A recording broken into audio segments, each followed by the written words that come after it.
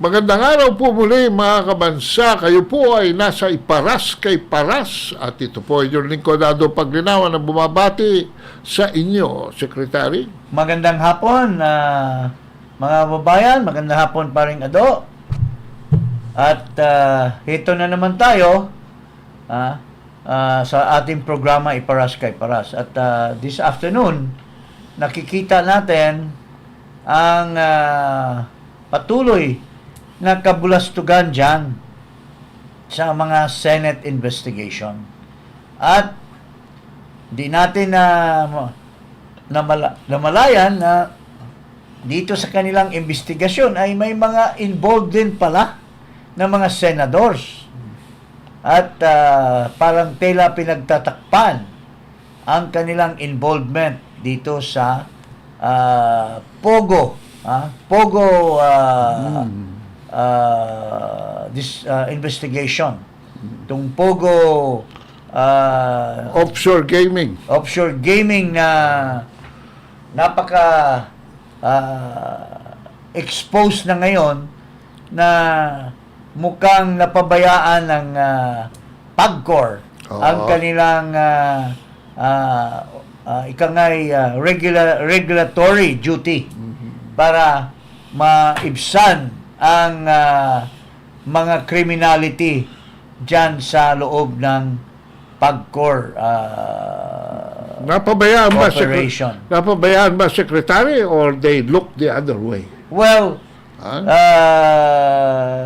we should say napabayaan because they have obligation. May obligation sila Sila ang to regulatory. regulate. But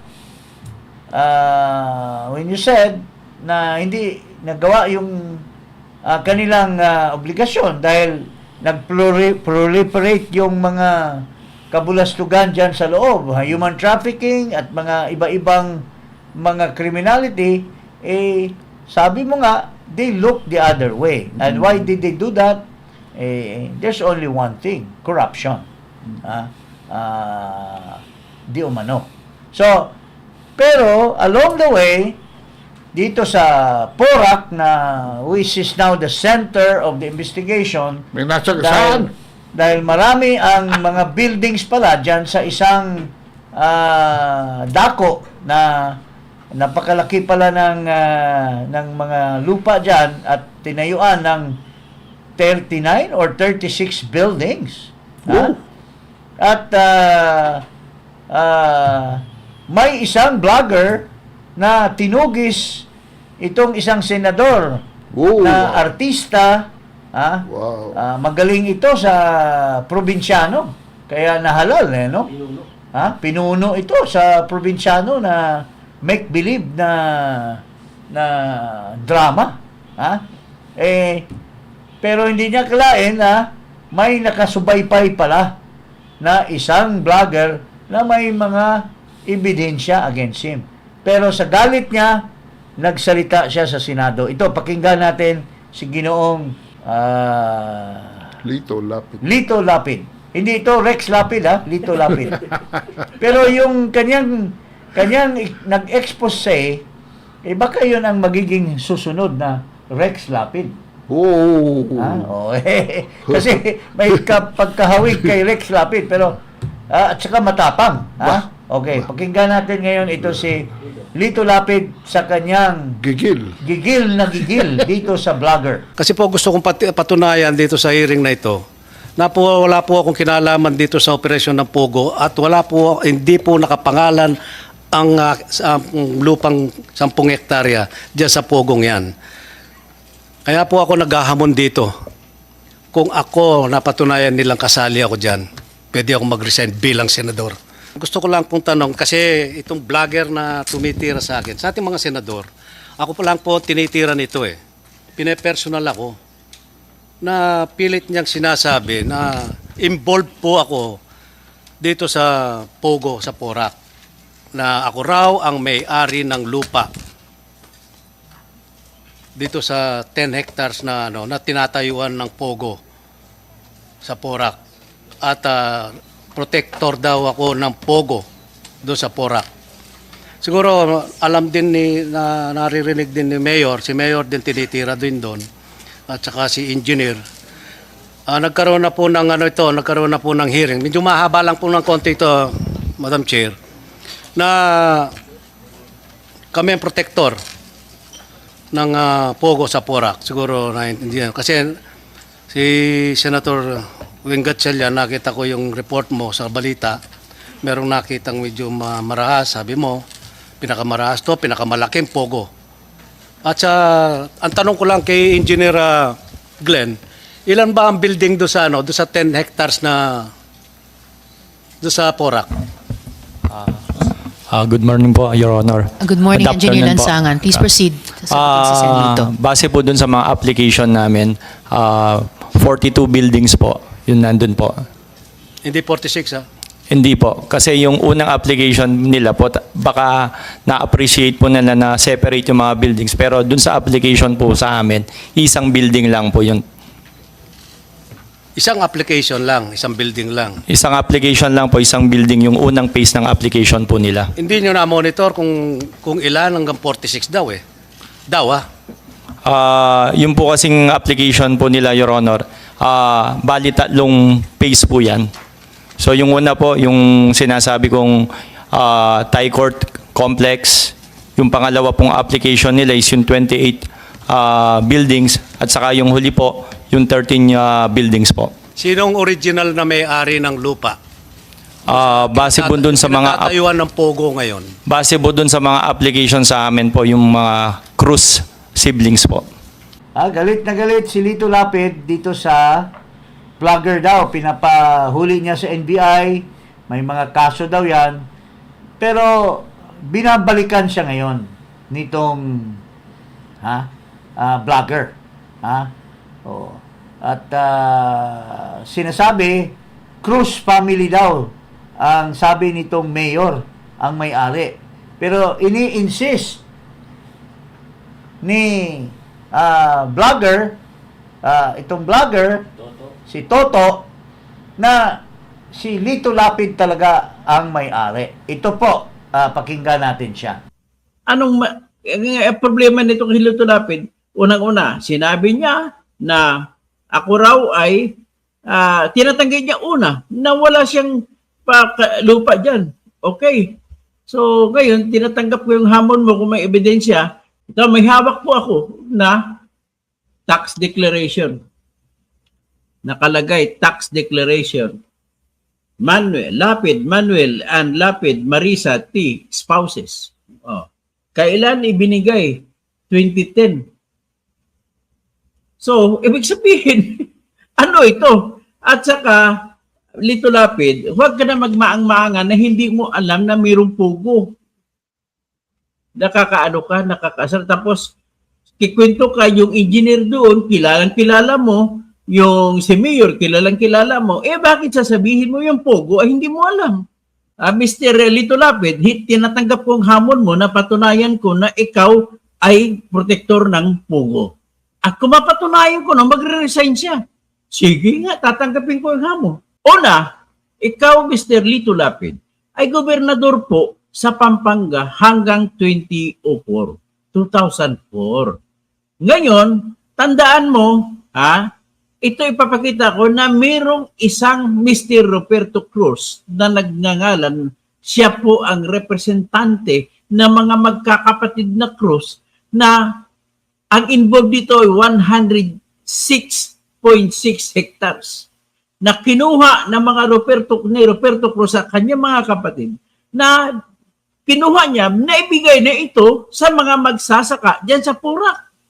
Anong nangyari? Lumabas mo sa anong nangyari ay na-convert niya ng palihim at pinalabas niya ng iba ay nabili niya na ang katotohanan ay hindi naman nabili. At yung mga lupang yan, iyan na po, part ng lupang yan, nung gobernador pa si Lito Lapid, ay binigyan siya ng party ni Mr. Roberto Cruz. Ngayon, ito ipapakita ko sa inyo yung pruweba na noong 2003 ay tinulungan niya ni Mr. Lito Lapid bilang gobernador ng Pampanga yung si Mr. Roberto Cruz para maaprubahan ang pag-convert ng lupa mula sa agricultural papunta sa non-agricultural. O ito yung kaso. Ipapakita ko sa inyo ang kaso. O tingnan nyo maigi, Lito Lapid. O di ba? O nabasa mo ba yan, Mr. Lito Lapid? Department of Agrarian Reform. Ang title ng kaso ay Petition for Revocation of the Conversion Order of July 25, 2003 na panahon na ikaw gobernador ng Pampanga, issued by the Honorable Department of Agrarian Reform for the conversion of 489 parcels of agricultural land to residential, commercial, and ecotourism with an aggregate area of 106.4203 hectares located at Barangay Pulong Manga, Purak, Pampanga. So, ang mga petitioner ay mga farmers na hindi naman lahat ng farmer nag-petition, pero ito ang isa sa mga farmers, mga iilan sa mga farmers na nagpipetition po. Ito, Romel Tolabot, Jillian Maninang, Rolando Balatbat, Marlene de Ruiz, Arthur Galang, Rinaldo Isbalatbat, Glenn Y. Carlos, Gerardo M. Austria, Edison Sarmiento, Vivian Maraya, Rolando Mogalios, Pablo Panalo, Oji Umali, Jason Balatbat, Rodel Sanchez, Rodelio Balatbat, Arnel Benco, Mario M. Manalili, Juan Santos, Ruel Dunca, Rosel S. Barrios, Alejandro Benco, Manuelo Galang, and Cecilia Benco. Ang mga respondiente ay si Ellen C. Roque, Nila T. Cruz, Froilan Cruz, and Ronaldo T. Cruz, all represented by Roberto Liwag Cruz of Perth Realty Development Corporation. Sinabi dito, for resolution is a petition for revocation of the DARCO order. Okay, itong order na ito ay patungkol sa isang order na inilabas noong July 29, 2003 at na-convert sa 489 na lote sa mula sa agricultural papunta sa non-agricultural o commercial o residential. At ito ang utos ng korte ito ng Department of Agrarian Reform na ang sekretary noon ay si Obet Pagdanganan. Sabi niya, wherefore, premises considered, si Gloria Macapagal pa itong presidente, the application for conversion of agricultural land to residential, commercial, and ecotourism of 489 parcels of land with an aggregate area of 106.4203 hectares located at Barangay Pulong Manga, Purak, Pampanga is hereby approved subject to the following conditions. Kailangan mag-i-develop nila. Okay? So ngayon, dahil hindi nila na-i-develop, ay nagsampa po ng kaso yung mga taong ito at pinapabasura ang pag-convert. So, ang nangyari dito sa resulta ito, na patunayan sa investigasyon na may na-convert, may parte na area ng lupa ng 106 hectares na na-convert. May parte naman na hindi. Kaya ang decision dito ng Department of Agrarian Reform, sabi nito, wherefore, order is hereby issued, declaring that the order of conversion dated July 29, 2003, issued by then Secretary Roberto M. Pagdanganan, be partially revoked and or cancelled as to the remaining undeveloped areas for the unjustified failure of the landowner to fully develop the same covered under the said order of conversion into residential, commercial, and ecotourism purposes within a period of 5 years without the request for extension for development within 6 months from the expiration of the above of the 5-year period to develop, declaring that the remaining undeveloped lands subject of the Department of Agrarian Reform Central Office Order Number 0304-1501-572-03 be subject of the Comprehensive Agrarian Reform Program coverage pursuant to Republic Act 6657 as amended and Section 49 of Department of Agrarian Reform Administrative Order Number 1 Series 2002 as amended. directing the PARPO 2 of Pampanga to segregate the developed and undeveloped portions of the subject land holdings and to initiate the process of CARP coverage and distribution to qualified farmer beneficiaries of the undeveloped portions of the subject land holdings. Ordering the forfeiture of bond posted to guarantee. Pinalabas ang order ay November 15, 2019. So anong nangyari? Ano po ang kahalagahan nitong order na to? Ang kahalagahan po ng order na to, dapat po ipinatupad na ito yung desisyon na yung natira na lupa ng ecotourism na yan na pagsasakop na ngayon ng kumpanya ni Roberto Cruz na Victoria Tourism Park Corporation ay hindi nila sinunod itong utos na to at hindi pinatupad ng Department of Agrarian Reform. Ano ang dahilan? Natingnan ko, ang dahilan ay sapagkat umapila pa sa Office of the President noong 2019 o 2020 itong grupo ni Roberto Liwag Cruz ng Victoria Tourism Park. At ito po yung Victoria Tourism Park, ito rin po yung may-ari ng Grand Royal Palazzo. Okay. Tapos dito nakatayo ang Pogo sa lupa na dapat ibibigay sa farmers, doon itinayo yung mga Pogo na 10 hectares. So, noong 2003, na ginawa ng pag-order, ang style po nito ni Roberto Liwag Cruz ay kailangan tataas ang halaga ng lupa. So, para tataas ang halaga ng lupa, papalitan nila yung zoning. Ang zoning ng Purak para maging matataas ang lupa, gagawin nila ito na commercial, residential at hindi na agricultural. Kung agricultural, mas mataas na yan siguro na 500 per square meters. Pero kung ginawa ng residential o commercial o ecotourism, papalo yan hanggang 10,000 pesos per square meters. In other words, ano ang kalagahan kung bakit binago? Sapagkat kailangan nila na magkaroon ng mataas na kita.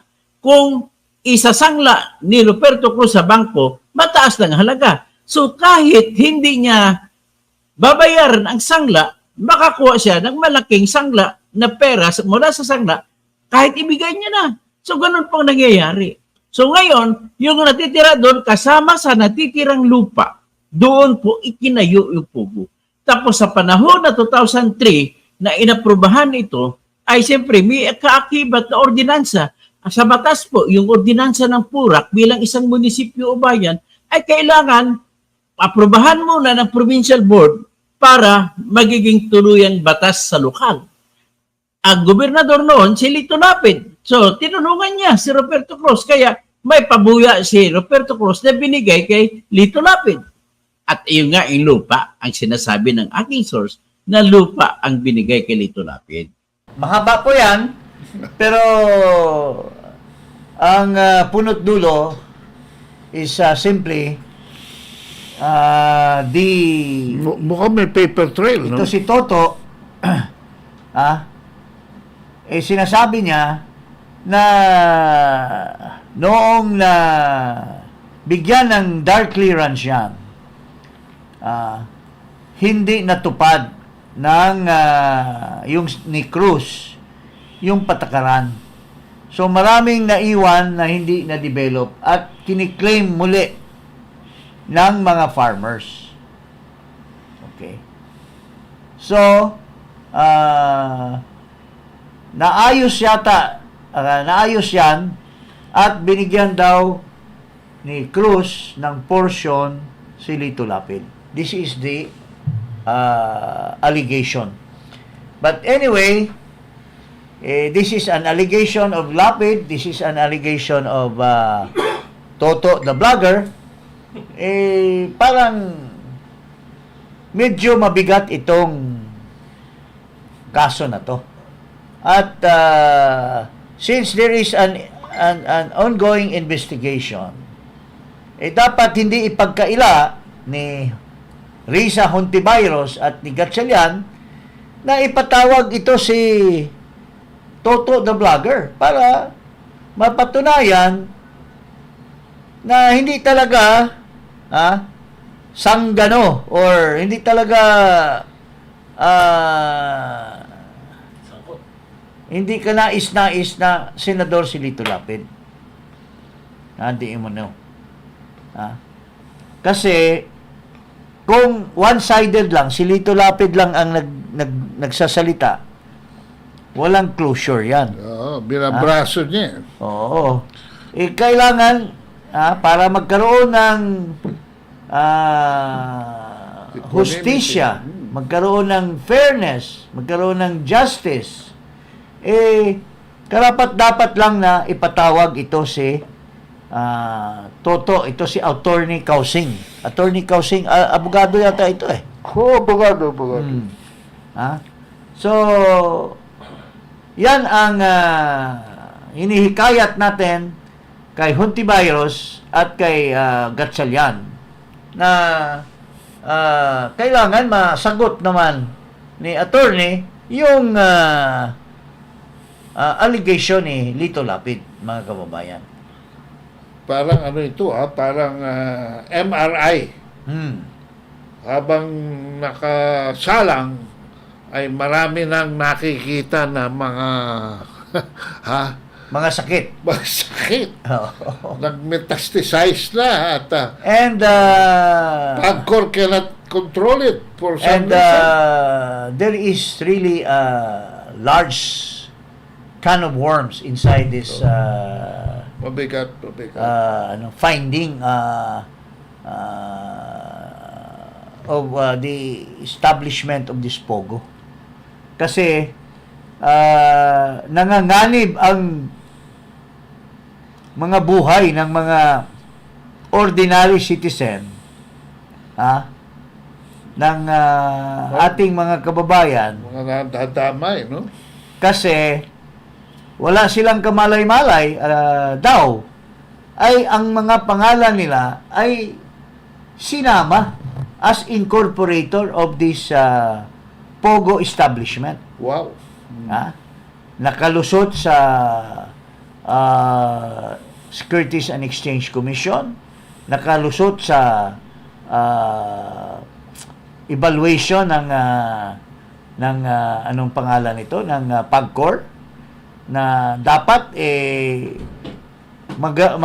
maayos dapat ang evaluation niyan dahil you are establishing a gambling Strict due diligence dapat. oo.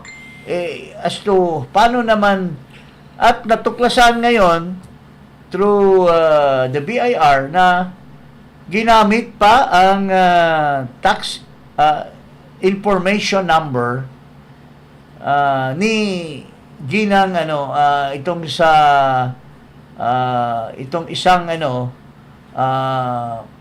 isang alleged incorporator, ginamit yung kanyang TIN, pero ang tunay niyang TIN hindi naman yun ang ginamit. So, in other words, gumawa pa ng fictitious TIN numbers.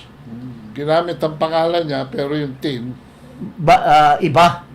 At natuklasan ito ng BIR at mayroon pang 3 babae na nagbibenta lang ng mga gulay at sila ay sinama din as incorporator. So, in other words, this one is really for the books. Ito nga. Oo. So, yun lang po ang dyan. Itong natin. So, well, bigyan natin ng sample itong nakalagay na itong isang babae na ginamit yung kanyang pangalan. Ito. Evangelista, nagtitinda po yan ng gulay. Si Telma Laranan po, nagtitinda lang po ng almusal. Si Rita Iturralde po, nakikitinda, ihaw-ihaw po na inasal. Iisip ko kasi, bakit kayo napili na maging incorporator nito? Pinuntahan na kagaya ko to kay Weng. Hindi naman ho siguro magmumukhang investor to sa POGO. Pinintahan rin ho namin yung bahay ni Rita Iturralde, yung kay Thelma Laranan. Yan. Kung kami napuntahan namin to isa-isa, yung mga bahay, at nakita namin na wala silang paraan para mag-invest sa POGO, bakit hindi nagawa ng PAGCOR? World databases, if they are involved in whatever kinds of activities. Probity check ng tamad yan eh. Isaw. mga kababayan, Barbecue, inasal. grabe na ang state of criminality. Ha? Kasi talagang ano na ha? Brazen and napaka wala nang Wala lang hiya. ha? Na pwede nang ilusot maski fictitious yung mga papeles. Ha? And in the midst of all this, the responsibility belongs to PAGCOR to see to it that these documents would not have been approved if not that they should have been thoroughly evaluated, paring Ado. So mukhang nagka-exchange of hands allegedly dito na maang-maangan na lang or closing their eyes kasi baka may You mean money changing hands? para wala nang inspeksyon na aktual. So, well, we don't know kung this happened in the Duterte's time or this happened kasi yung dating chairman ng PAGCOR ay taga Pampanga din. Si Ginang Babae. Oo. Domingo. Andrea Domingo.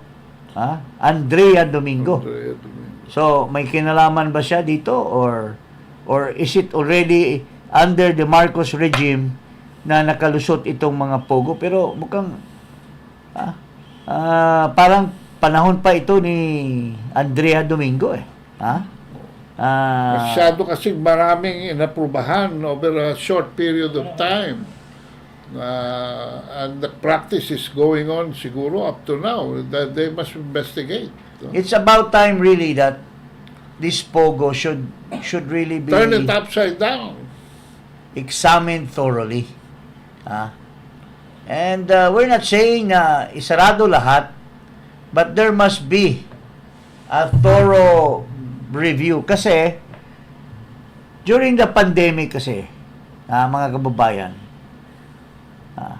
marami ng pogo na na-establish. Pero, dahil sa crackdown ng China on their workers, as well as the China's vehement refusal for Chinese workers to come to the Philippines, For pogo purposes. nagkaroon ng shortage ng pogo operators, pogo employees who are supposed to be experts in the game of pogo.